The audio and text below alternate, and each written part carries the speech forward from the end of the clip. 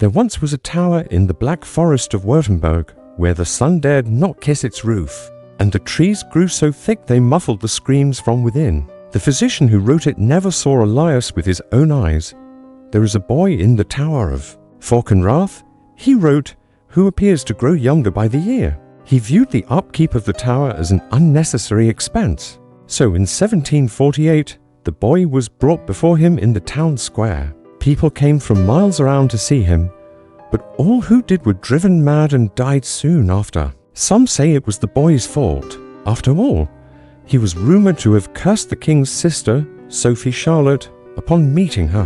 But others whispered that it was because they had stolen the child from his home, and so it was agreed to return him to the tower, now known as the cage, where he could live out his unnatural life in peace. At first, it was assumed to be a clerical error, for there are forces that are older than time and crueler than men, and they wanted the boy. Over the next few months, strange lights were seen flickering in the cage at night, along with strange shapes moving just outside the windows. Then one morning, the cage was found empty. Elias was gone. Some said the devil took him, and that's why he vanished without a trace, leaving no marks. No fingerprints, no footprints in the forest.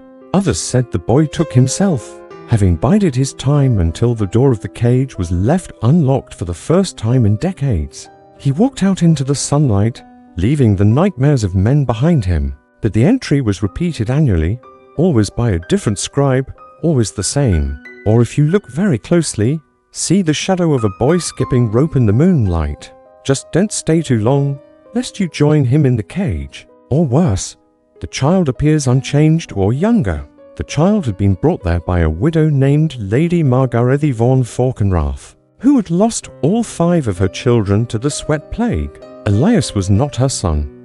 He had been found abandoned on the steps of the Benedictine cloister near the river Rems, wrapped in linen soaked with milk and ink. The nuns had taken him in for a night, but refused to keep him, claiming he gazed with the sadness of an old man, and his laughter made the icons weep. Lady Margarethe, in her grief or madness, one could never tell which, ruled her hand brought him to her estate tower, and locked him inside. She claimed she was preserving him, and so a maid would bring him food through a slot in the stone wall. No one was permitted to see him directly. They said he spoke fluently by age 2, composed sonatas by 5, and then stopped aging altogether. At 7, he looked 6. At 10, 5. At 20, 3. And by the time Lady Margarethe died of fever in her sleep, the boy in the tower no longer cried or talked, he only hummed, in lullabies that sounded like requiems. It was not built for war, nor for worship, but for waiting. For 72 years, the tower stood untouched by time, like a tune sealed before the corpse had even cooled, and within it lived a child named Elias, who was born on the day he died, and died every day after until he was old enough to forget how to cry. The first record of the boy comes from a plague logbook dated 1703. A series of wardens maintained the tower afterward. Each left behind diaries, some burned, some smuggled into monasteries. From these pages we read strange accounts of the child speaking in forgotten dialects, of him calling guards by the names of their dead parents, of whispering predictions through the stone walls that later proved horrifically true. One man claimed the child showed him a drawing of a bird that had not been seen in Europe in over 300 years. Another swore he heard the boy singing the exact death chant his grandmother used to hum before she disappeared into a peat bog.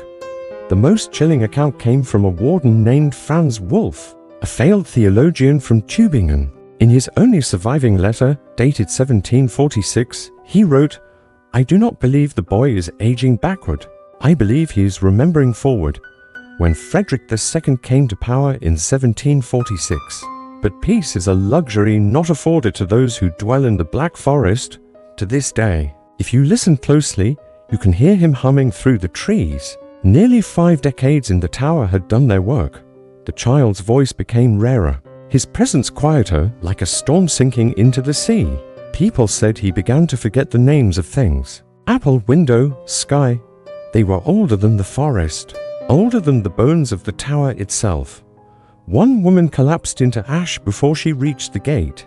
A priest who came to exorcise the place returned bald, blind, and giggling like a newborn.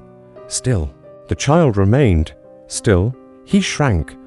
By 1768, it was said he had become no larger than a newborn. Yet when they measured the depth of his voice in one rare recording, it rumbled at 18 hertz below human hearing, closer to the groan of tectonic plates. And when he blinked, people said they heard music, low and funereal like bells tolling underwater. One final record from that year survives, a painting, unsigned, left in the sacristy of a burned-out chapel nearby. It depicts the tower at dusk, cracked open like an egg, with light pouring not outward but inward, and in its center not a child but a shriveled, grinning man with the eyes of an infant, reaching up toward a hand that descends from a sky of black feathers. Those who tended the tower claimed he grew distant, less curious, spending his days tracing patterns on the stone floor with a stick. He was always hungry, yet when food was brought to him, he would only stare at it. One night, the cook left a bowl of warm broth in the hatch, and when she returned, she found it untouched. Only the spoon had been bitten clean in half, as if gnawed by a set of teeth too small to manage the world anymore. They said his room was lined with sketches drawn in wax and soot, portraits of old men, of women with collapsed eyes. As rumors spread across the region about the boy who did not grow, a Hungarian doctor was dispatched under royal order. He insisted on seeing the child face to face. After 6 hours, he emerged from the tower, weeping, having clawed out one of his eyes with a silver letter opener. He left behind a single note. He has no future because he is the future, and it is empty. Despite this, no one removed the child. The tower was declared a contained temporal anomaly by the Church of Ulm, and its location was wiped from most official maps of cities swallowed by floods that had yet to happen. But there was one image they could not destroy, a handprint made of what looked like dried milk, pressed onto the eastern wall too high for any child to reach. The print was enormous, deformed, almost inhuman, and from that wall, warmth sometimes radiated, as if someone or something was still reaching back from the other side. By 1752, the Crown had begun sending inspectors. Those who had seen the boy claimed that he still looked like a toddler, but his eyes had changed. They were no longer curious or frightened. Over the decades, those who managed the tower began to die younger and younger. Some said this sound was not his voice at all, but the world beneath the world answering back. Thank you for watching. Now check out our podcast. Have you ever heard the song?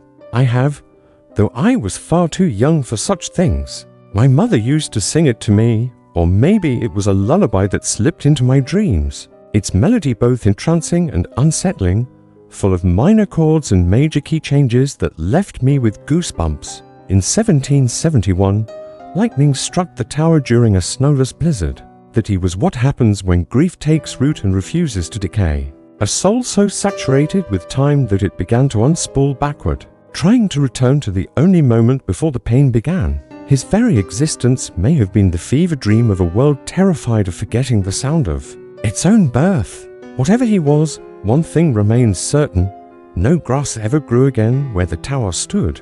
Birds fly around the spot, animals refuse to nest near it, and some nights, when the wind blows just right through the old forest, you can hear it soft, almost imperceptible, the hum of a lullaby, the song of a cradle rocking gently, where there is no child. And perhaps that's the cruelest trick of time. It does not heal. It only hides until it begins again. The flames lasted exactly 13 minutes, and when the townsfolk dared return to sift through the ruin, there was nothing left but a circle of soot and a faint outline in the earth smaller than a cradle. There was no skeleton, no ash, only a single silver spoon, broken at the neck, lying in the center as if waiting to be used again. The official report claimed the structure was destroyed by natural disaster, but those who lived nearby knew better. They spoke of a scream that sounded like wind inside a bell jar, of a shadow that hovered in the sky before vanishing into the woods. And in the weeks that followed, children began sleepwalking. They all spoke the same phrase: "He's crawling home." It was as if something had been reversed and released. In the centuries since, fragments of the boy's story have surfaced in peculiar places. An 1829 psychiatric journal from Prague refers to a patient who drew the tower repeatedly in her sleep, despite never having traveled beyond her village. A phonograph cylinder from 1902 records what appears to be the voice of a child humming a tune. That was not composed until 1967, and during the Falkenrath excavations of 1988, archaeologists discovered an underground room beneath where the tower once stood, lined with mirrors, each facing inward. All had cracked from within. I always thought it strange that she stopped the moment my older brother walked in. But now I'm older and he's gone, and still I do not know the name of that song or its meaning. And yet sometimes, usually when it rains, I swear I hear it somewhere else, in the wind snatching at bare branches, in the grey sky weeping over a city, in the lonely figure walking away from the wet, dark stains on the pavement.